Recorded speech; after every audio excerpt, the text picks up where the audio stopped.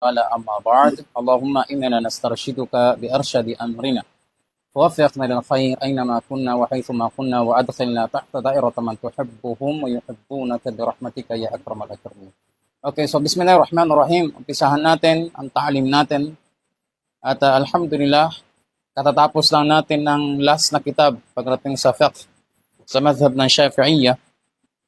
Wala iba kundi ang sulam at tawfiq ila mahabbatillahi ala tahqiq. At ngayon gabi, insyaAllah ta'ala, mag-uumpisa tayo ulit ng bagong kitab.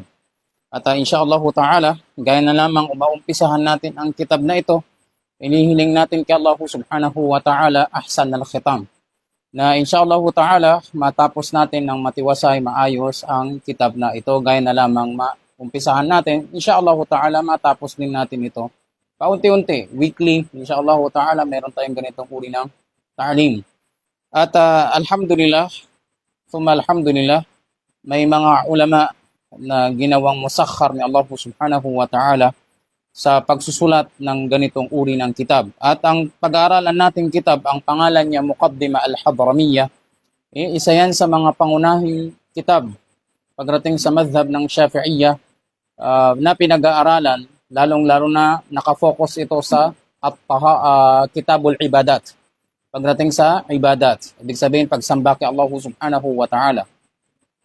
At ang kitab na ito, isinulat ito ng isa sa mga tanyag na alim ng Hadramaut. Ang pangalan ng alim na yan, nagsulat ng musan ng ng kitab na ito, wala iba kung hindi Al-Imam Abdullah bin Abdurrahman. Ang pangalan niya Abdullah, ang tatay niya Abdurrahman, na anak ni Abi Bakar Muhammad al-Hajj, na anak ni Abdurrahman, na anak ni Abdullah bin Yahya al-Qadi, al-Qadi Ahmad bin Muhammad bin Fadl bin Muhammad bin Abdul Karim ba Fadl, mula sa Al-Qahtan As-Sa'di Al-Madhhiji Al-Hadrami At-Tarimi. Ang musannif rahimahullah tabaraka wa ta'ala, o yung nagsulat ng kitab na ating pag-aaralan, uumpisahan natin, kabilang yan sa mga batikang scholar sa Hadramaut at kabilang yan sa mga eksperto sa larangan ng fiqh, daan sa pag-aaral. Nag-aaral una ang musannif rahimahullah sa Tarim dahil nga ang may akda, o rahmatullahi tabaraka wa ta'ala alayh, pinanganak yan saan? Sa Tarim. At ang Tarim ay isa sa mga bayan sa Hadramaut, probinsya ng Hadramaut o region ng Hadramaut. At ang Tarim ay kilala sa pagkakaroon ng napakaraming mga ulama, lalong-lalo na sa larangan ng fiqh, mga faqih, mga fuqaha.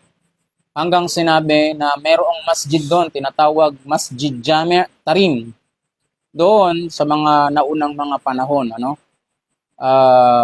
sa una hanggang dalawang saf ng masjid, ang nauupo doon ay ang mga fuqaha na nakaabot sa darajah o sa level ng pagiging isang mufti.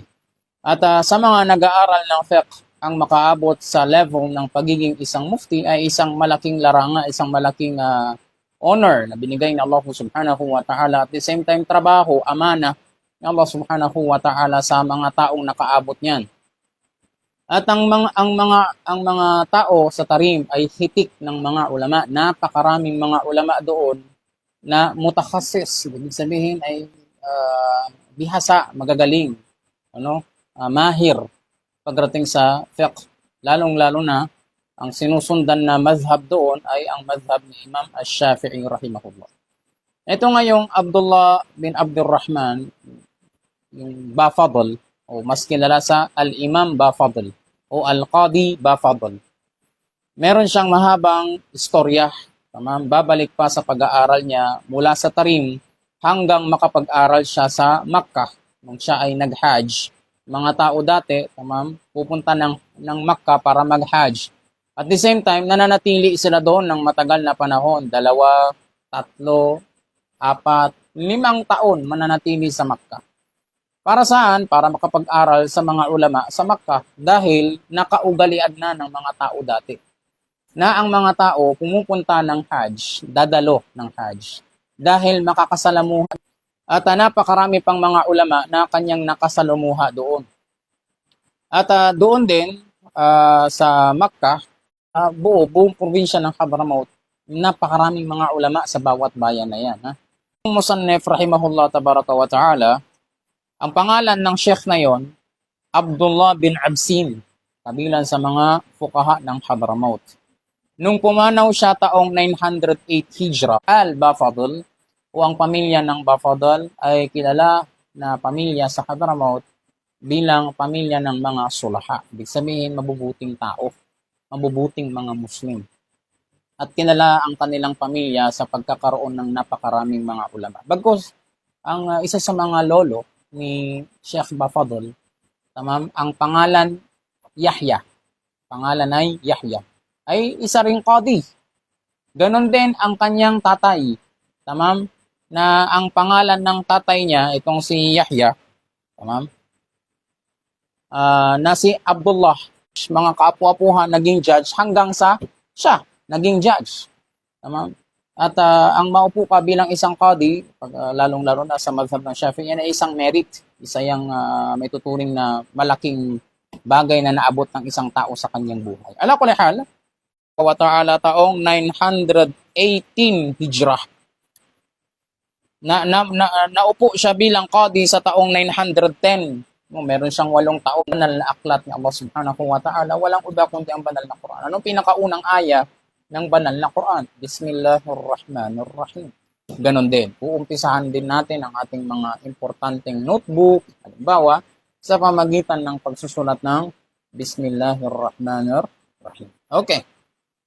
Kasunod niyan, sinabi niya bilang panimula, Alhamdulillahilladzi farada alayna ta'alluma syara'il Islam. Sabi niya, Alhamdulillah, ang lahat ng papuri ay para lamang kay Allah. Alladzi farada alayna, siya na nag-obliga sa atin ta'alluma syara'il Islam, na pag-aralan ang syara'i' ng Islam. Ang syara'i' yan ay plural form ng salitang sharia. Pag maraming sharia o syara', ano ba yung sharia? Yan yung ahkam, mga batas. Kumbaga, ang lahat ng papuri ay para lamang kay Allah subhanahu wa ta'ala na inubliga sa lahat ng mga Muslim na pag-aralan ang kanyang mga batas, ang batas ng Islam. Okay? Bilang isang Muslim, hindi sapat na Muslim ako, okay na yon, no? Kailangan matuto ka ng mga pangunahing batas sa Islam. Ano nga ba yung mga pangunahing batas sa Islam? Kailangan matutunan mo kung ano ba yung obligado na gawin mo obligasyon mo bilang isang Muslim. Halimbawa, ang magsala. Obligado yon, obligasyon yun ng bawat Muslim na magsala. Ang mag-fasting, obligado yon. Dapat alam niya, pag pumasok siya sa Islam, obligadong magsala. Hindi mo pwedeng sabihin na pumasok ako sa Islam, naniniwala ako kay Allah, pero hindi ako magsasala. Kasi kulang yon. Hindi magiging buo ang pagiging Muslim ng isang taong hindi nagsasala. Napaka-importante ng pagsasala. Ganon din ng fasting.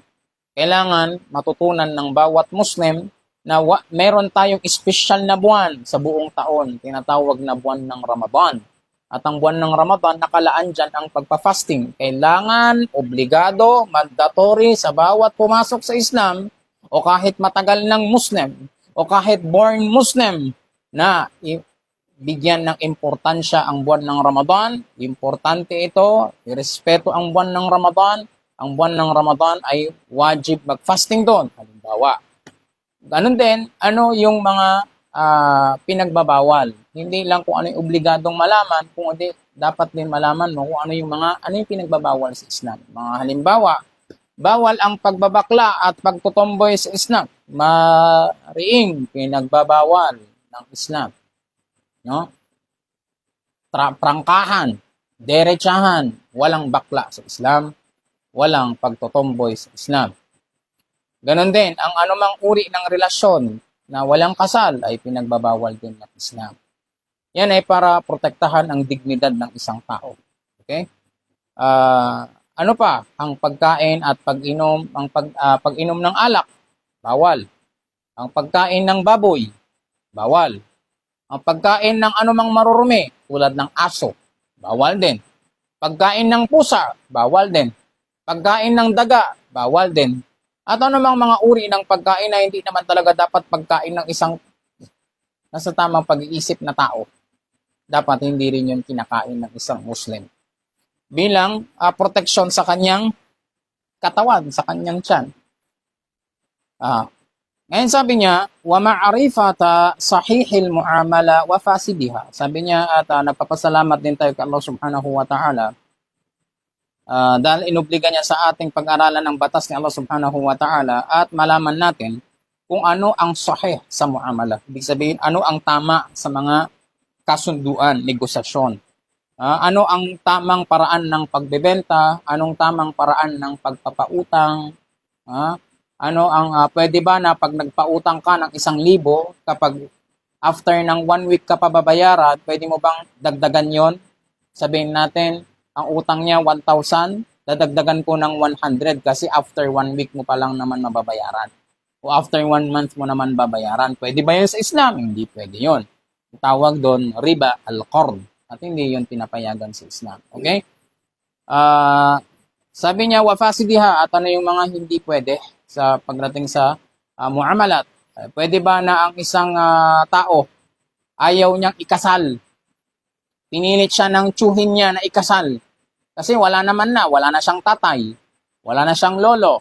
Tama? O di kaya kapatid niya. Wala nang tatay, wala na ano. Pipilit niya yung kapatid niya, halimbawa na ikasal sa isang tao.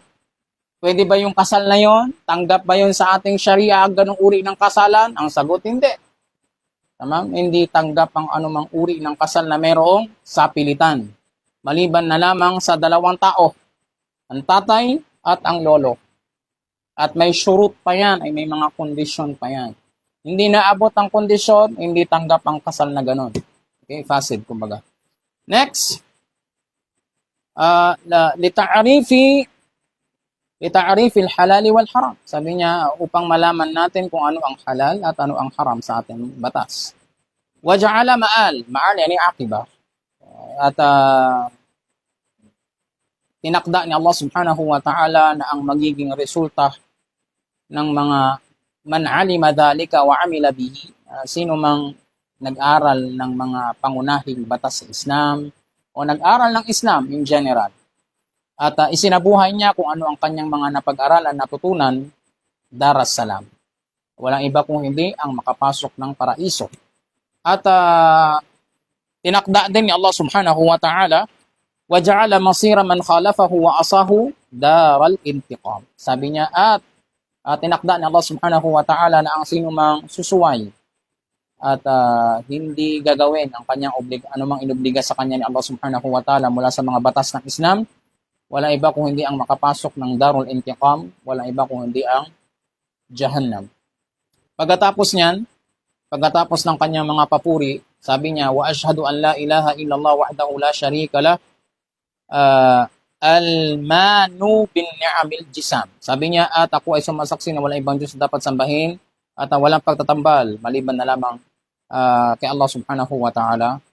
Walang Diyos na dapat sambahin maliban kay Allah Subhanahu wa Ta'ala. Nag-iisa siya, la sharika lah, wala siyang katambal. Al-manu bin ni'amil jisam, ang tagapagbigay, man yani al-mu'ti. Bin ni'am, mga biyaya, al-jisam yani al-kathir, al-jalil, napakarami.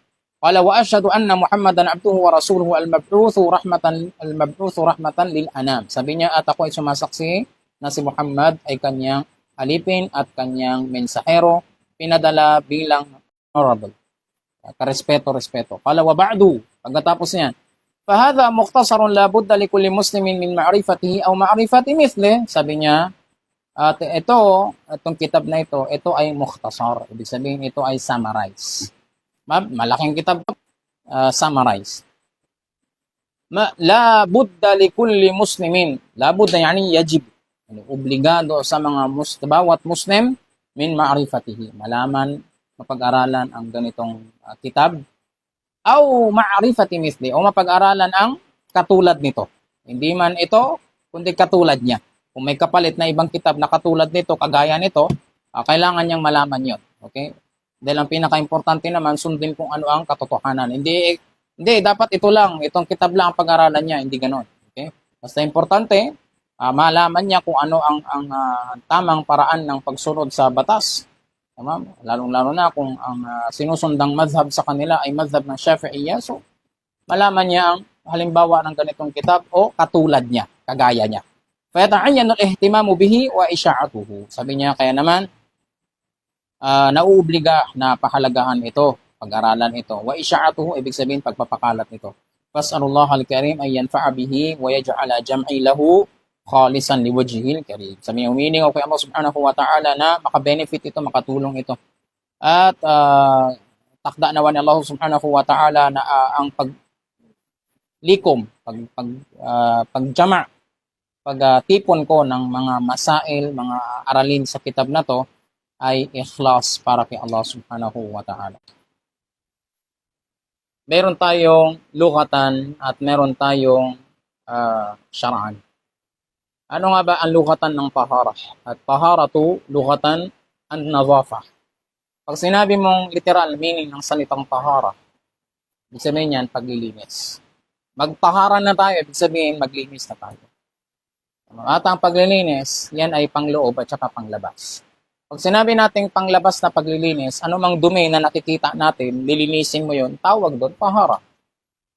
At pangloob na paglilinis, yan yung mga uri ng karumihan na hindi nakikita ng mata.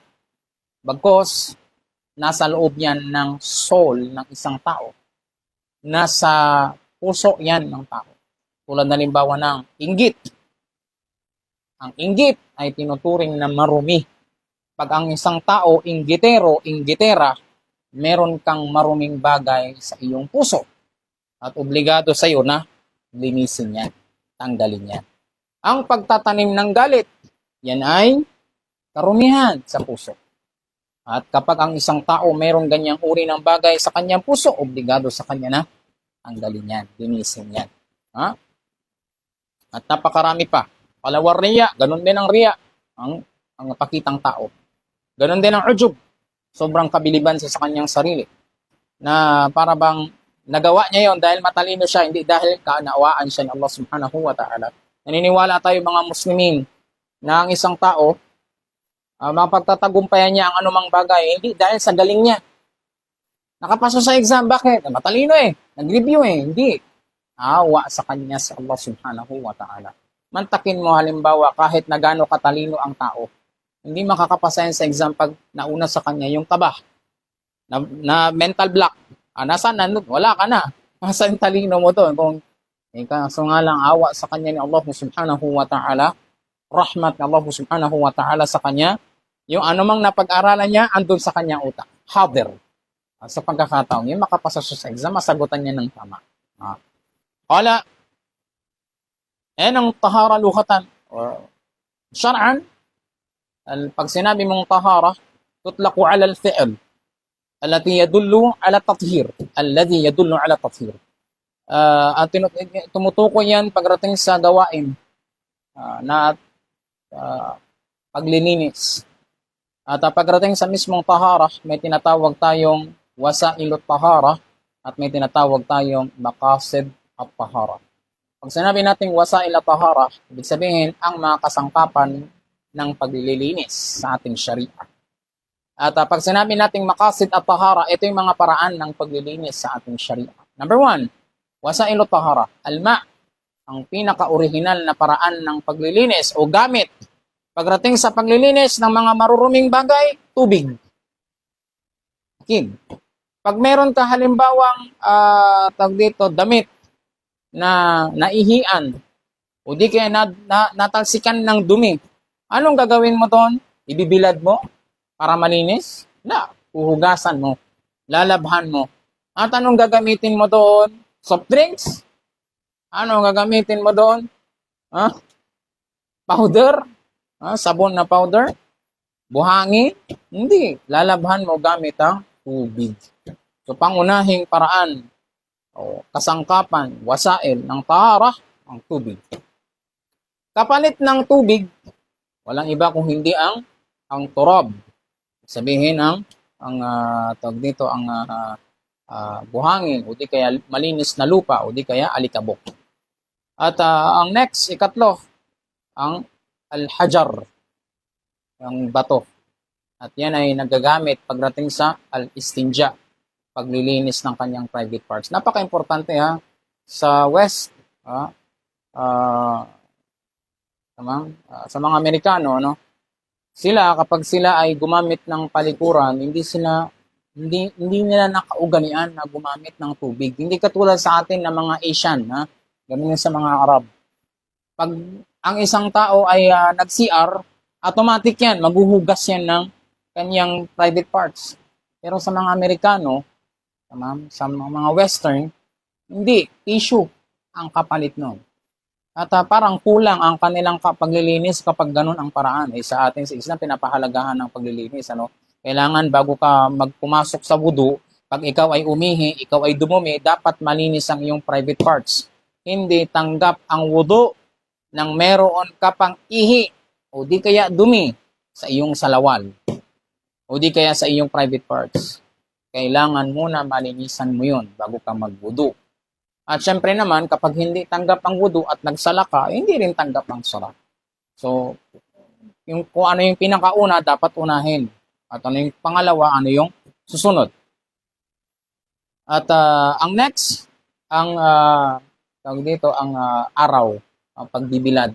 Yan ay pagdating sa tinatawag nilang tadbir. Kapag merong halimbawa balat ng hayop, tamam? Balat ng baka, halimbawa, balat ng usa na namatay. Hindi nakatay sa paraan ng Sharia. Halimbawa, natagpuan na lang natin yung usa, napatay na. Pwede ba nating pakinabangan yung kanyang balat? Naam, sa pamagitan ng paglilinis, tadbir, tanning. Okay? Okay. Yan ang wasailut taharah. Ang next, ang maqasid at taharah. Ang mga paraan ng pagtataharah, paglilinis. Ang pinakauna, alam ng karamihan sa atin, sa paglilinis para sa sala, ang pagwuwudu. Obligado ang pagwuwudu. Ang ikalawa, ang paghusol. At may mga bagay na hindi na kayang linisin ng wudu. Tulad halimbawa ng janaba. Tulad halimbawa ng haid. Kapag ang isang babae halimbawa katatapos na lang ng haid, pwede bang magwudu na lang siya tapos magsala na? Hindi pwede. Kailangan muna siyang magghusol bago siya magsala. Hindi na kayang saluhin yun ng wudu. Okay? Ang kapalit ng wudu at ng ghusol sa ibang mga pagkakataon, walang iba kundi ang pagtatayammum. Ang next, ang istinja, sabihin ng pag-iilo o paglilinis ng kanyang private parts. At ang ikalima, at tadbir. Sabihin yan ang paglilinis ng mga balat. Gaya ng pinaliwanag natin na nauna. Ngayon sabi niyang musannif rahimahullah, qala la yasihhu raf'ul hadathi wala izalatun najasi illa bima yusamma ma'an. Sabi niya, hindi tanggap ang pagtatanggal ng hadath. Sa atin, pinapaliwanag natin, may dalawa tayong hadath. Hadathul asghar at hadathul akbar. Pinag-aaralan niyan pagdating sa fiqh. Ano ba yung hadathul akbar? Importante na malaman ng bawat isa sa atin. May tinatawag tayong hadathul asghar at hadathul akbar. Ano ba yung hadathul asghar? Ma'aujabal wudu. Ano mang uri ng karumihan sa tao na ang nauobliga sa kanya magwudu, ang tawag doon hadath al-asghar. Halimbawa, nautot ang tao. Kailangan ba siyang maligo? Hindi. Para makapagsala? Hindi. Kailangan niya lang magwudu. Nakatulog ang tao. Kailangan niya bang maligo pa o magtayammum para lamang makapagsala? La, ang kailangan niya wudu. Pag nakapagwudu siya, okay na siya. Pwede na siyang magsala. Ang ikalawa, hadathul akbar. Mas malaking o mas mabigat na uri ng hadath o karumihan sa kanyang katawan. At ito ay halimbawa niyan kapag ang isang tao ay nasa janabah, junub. Mayroong lumabas na mani sa kanya katatapos lamang ng sexual intercourse, halimbawa, o katatapos lamang ng haid, o katatapos lamang halimbawa ng nifas, o ng panganganak. Mga pagkakataon na yan, naobliga ang tao na magghusol. Hindi pwedeng magwudu ka lang, pwede ka nang magsala. So yung mga binanggit nating asbab, dahilan, junub, tamam, al-jima', pagtalik, tapos ang haid, nifas, at panganganak, wilada, yung limang yan, dahilan para isang taong obligadong maligo. The rest, obligado bang maligo ang tao kapag walang mga ganong dahilan? La. Maliban na lamang kung ang isang tao nag-nazar, ibig sabihin, intentional na sinabi niya sa kanyang sarili, inuobliga ko sa aking sarili na maligo. At that time, at that moment, nauobliga sa kanyang maligo. Obligado sa kanyang maligo kasi nag-nazar siya.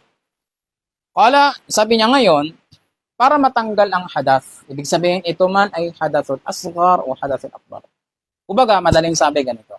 Para maging tama ang wudu, para maging tama ang ghusl, dapat ang gagamitin niya ay yung tinatawag na tubig. So, napaka-importante itong clause pagdating sa pagwudu. Tamam? Ano yun? Dapat ang gagamitin niya tubig. Natatawag na tubig. Ang tubig ulan na naipon sa balde, matatawag mo ba tubig yon? Tubig. So, pwede mong gamitin pang wudu yon. Pwede. Huwag lang magkaroon ng dumi doon, malinis. Use. Yung tubig sa dagat, pwedeng gamit, matatawag mo ba tubig yon? Tubig yan. Okay? Tubig sa ilog, tubig sa balon, tubig mismo sa gripo. Lahat ng yan, tubig. Bakit mo ba binabanggit yan? Ganito yan Meron kasi mga uri ng liquid, pero hindi siya matatawag na in Arabic o in Sharia. Hindi mo siya matatawag na tubig na malinis. Halimbawa, ang kape. Diba? Yung sabihin natin, halimbawa, yung sabaw, malamig. Pwede ko ba gamitin yun pang wudu? Ang sagot, hindi. Dahil hindi mo naman siya matatawag na o tubig. Oo, liquid siya. Yan, liquid. Pero hindi ko siya pwedeng gamitin pang wudu dahil hindi siya yung kinaklassified na malinis na tubig. Malinis siya kasi pwede siyang kainin, pero hindi lahat ng malinis na tubig pwedeng gamitin pang wudu. Napakahalaga yan halimbawa niyan, yung naipon na katas ng pakwan, pwede ko ba siyang gamitin pang wudu? Hindi. Kasi hindi ko siya matatawag na tubig. Para mas maging madali ang usapan, ang tinatawag na tubig sa ating Sharia may tatlong pangunahing katangian. Walang kulay. Dapat ang tubig walang kulay. Transparent. So pag yung tubig na yun dilaw, hindi tubig yun. Maaring ihi yun. Okay? Naninilaw Wala din siyang amoy. So kapag mapanghi, parang malakas ang amoy niya, kahit mabango, hindi siya pwedeng gamitin pang wudu. Ito, example. Halimbawa, sa isang planggana ng tubig, hinaluan mo yon ng downy. Siyempre naman, yung downy, hindi niya kayang kulayan yun ng buo. Sasabihin natin, sa sobrang dami ng tubig na nilagay mo, hindi nagkulay yung tubig. Kulay, transparent pa rin siya. Pag titignan mo, kala mo, walang halo. Pero pag amuyin mo, ayun, may amoy siya. Ang tanong, pwede bang gamitin yun pang wudu? Hindi. Bakit? Dahil nagbago yung kanyang amoy. Dapat ang tubig may tatlong sifa, may tatlong katangian. Walang kulay, walang amoy, walang lasa. Hindi mo na kailangan lasahan yung tubig kung nagbago ba yan. Kasi siyempre naman, nagbago na yung amoy niya, di ba? Okay? Pag halimbawa niyan, yung tubig halimbawa na nasa planggana, gagamitin ko sana ang pangligo Magbuhusol sana ako. Kaso nga lang, yung tubig na yon ay nahaluan ng asukal. Asukal. Pwede ko pa ba siyang gamitin pang wudu? Sagot la. Dahil hindi na siya matatawag na tubig ayon sa klasifikasyon ng ating Sharia. Dahil ang tubig ayon sa ating Sharia, walang kulay, at the same time, walang amoy, at walang lasa. Kapag nawala ang isa sa mga yan, hindi na matatawag yun na tubig. ayon sa ating Sharia. Madaling sabi, hindi mo siya pwedeng gamitin pang wudu. Hindi siya tanggap gamitin pang wudu. Hindi rin siya pwedeng gamitin pang ghusl. At kapag ang tao nagwudu sa pamagitan ng tubig na hindi naman tinatawag na tubig ayon sa ating Sharia, halimbawa, yung tubig na binanlawan ng damit, tamam? May amoy, ginamit niya yun pang wudu. Anong hukom ng kanyang wudu? Hindi tanggap. Sa kadahilanan na nawawala ang isa sa mga importanteng sifa ng tubig o katangian ng tubig. Wala iba kundi, wala amoy, may amoy na nga. Okay? Kaya sabi ng may akda, hindi tanggap ang pagtatanggal ng hadath. Ibig sabihin, hadathul asghar o hadathul akbar. Ganon din, tanggalin ang najis. Maliban na lamang sa tinatawag na tubig. Ayon sa pananaw, klasifikasyon ng ating Sharia. Sabi pa niya, kaya kapag nagbago, فَإِنْ تَغَيَّرَ طَعْمُهُ أَوْ لَوْنُهُ أَوْ رِيحُهُ تَغَيُّرًا فَاحِشًا. Sabi niya, kaya naman kapag nagbago ang kanyang amoy, o di kaya ang kanyang kulay, o di kaya ang kanyang lasa, ang kanyang kulay at ang kanyang amoy, تَغَيُّرًا فَاحِشًا, ay sobra ang pagbabago. Paano mo nasabing sobra? Alam mo, pagdating sa tubig, may tinatawag silang تَغَيُّر فَاحِش, ini sobra. At saka tagayyur ghair fahish, hindi malalang pagbabago. Paliwanag ko. Pag sinabi mong malalang pagbabago sa tubig, yung kulay na dapat kulay itim, transparent, ang kulay niya na matingkad, itim na itim. Tubig pa ba yun? Hindi na. Halimbawa, gato yan, nakaipon ng tubig ulan sa drum. Di kaya sa balde. O di kaya doon sa planggana. Pero yung tubig na yon napakaitim. Ibig sabihin, yung alulod, o di kaya yung bubong na pinanggalingan niya ay marumi. Yung ulan mismo na hindi mano sa bubong o sa kung ano man, yun, pag nasalok mo yon, kadalasan yan, may kulay lang na parang tawag dito, malagnaw na brown. Diba? Okay lang yun. Pero yung maitim, gagamitin mong pangwudu yun? La. Bakit? Dahil malinis yung ulan pero dumaan siya sa alulod na marumi. Malayo na siya sa dapat transparent, walang kulay. Nangingitim na. Sobra na yung pagka-brown. Yun ay tagayyur fahish. Sobra na pagbabago. Yan pagdating sa kulay. Ano naman ang sobra pagdating sa amoy? Masyadong malakas ang amoy. Either mabaho o di kaya mabango. Basta sobra. Andito ka, andyan yung tubig, andito ka, amoy mo na. Iba na amoy ng tubig. Sobra yon. Lasa, masyadong mapait, mapakla. Di kaya masyadong matamis, lahat ng sobra. Hindi na tubig yun. Hindi mo siya pwedeng gamitin pang wudu. Hindi na siya exempted. Paano pag ganito? Doon sa mismong tubig, medyo brown-brown lang siya, pero hindi siya yung brown talaga, ha? Kumbaga, hindi na siya transparent, pero may konting kulay na siya. Pwede mo pa rin ba siyang gamitin pang wudu? Pwede mo pa rin ba siyang gamitin pang ghusl? Depende. Ano ang dahilan bakit siya nagganon ang kulay, nagbago ang kulay? Pag nahulog yan sa tubig, kapag saglit lang, hindi yun nagbabago agad. Pero pag nagtagal yan, makikita mo yung paligid ng dahon, brownish na. Na ginamit ng isang, gamit na. Sabihin natin, napawisan niya. Andun, napunta doon sa nahulog, halimbawa doon sa balde. O di kaya sabihin natin doon sa mismong, tawag dito, sa mismong planggana. Yung damit na, nagamit napawisan na. Pwede ko pa rin bang gamitin pang wudu yung tubig na yon? Ang sagot, naam. Bakit? Ghair fahish, hindi sobra. Hindi sobrang pagbabago. So, dahil ang nahalo sa kanya tahir, sabihin malinis na bagay, ang hukom ng tubig, tahir pa rin. Na paano naman kapag ang nahalo sa kanya marumi? So ito yan ha. Tatalakayin naman natin yan dito pero unahan ko na. Ano mang uri ng maruming bagay na hulog sa isang tubig, nahati yan sa dalawa. Maraming volume ng tubig at konting volume ng tubig. Pag-aralan natin susunod. So kung halimbawa, isang balde, maliit lang yan. So pag may nahulog dyan na dumi, pag nasa CR ka, nakita mo yung balde, napaguduan mo sana, may tain ng butiki nahulog doon. Alam naman natin yung tain ng butiki, hindi naman maka-apekto yun kaagad. Hindi naman makakabago agad ng amoy yun, o ng kulay, o ng lasa.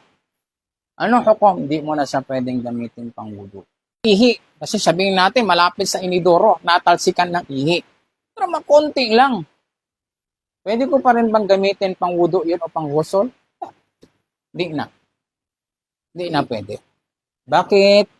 Dahil ang balde, may itinuturing na maliit lamang na volume. Yung pangkaraniwang balde sa atin ha. Kung lang karami yung tubig at natalsikan yan, kahit na maliit, lalong-lalo na kung malaki. Di ba? Pinag-usapan natin maliit para halimbawa lang. Diba? Minsan may mga bagay na hindi na natin binabanggit yung malalaki kasi sa maliit pa lang natututo na yung tao. Yan ay patik natuto ka na sa pamagitan ng paghahambing sa mas maliit. Tinutukoy ko, kung maliit lang na tain ng butiki na halo doon, paano pa kaya kung patay na palaka ang nahalo doon? Diba? Ano hukom? Nahati sa dalawa. Malinis, marumi. Kung malinis, hindi masyadong nagbago ang amoy niya, napalampas yun, pwede mong gamitin pang wudu. Diba? Kahit pa nakakadiri yon para sa atin. Anong halimbawa? Ang plema. Ang plema ng tao, kadiri yun. Ati. Diba? Pero, sa pananaw ng Sharia, ang hukom nun tahir. Malinis.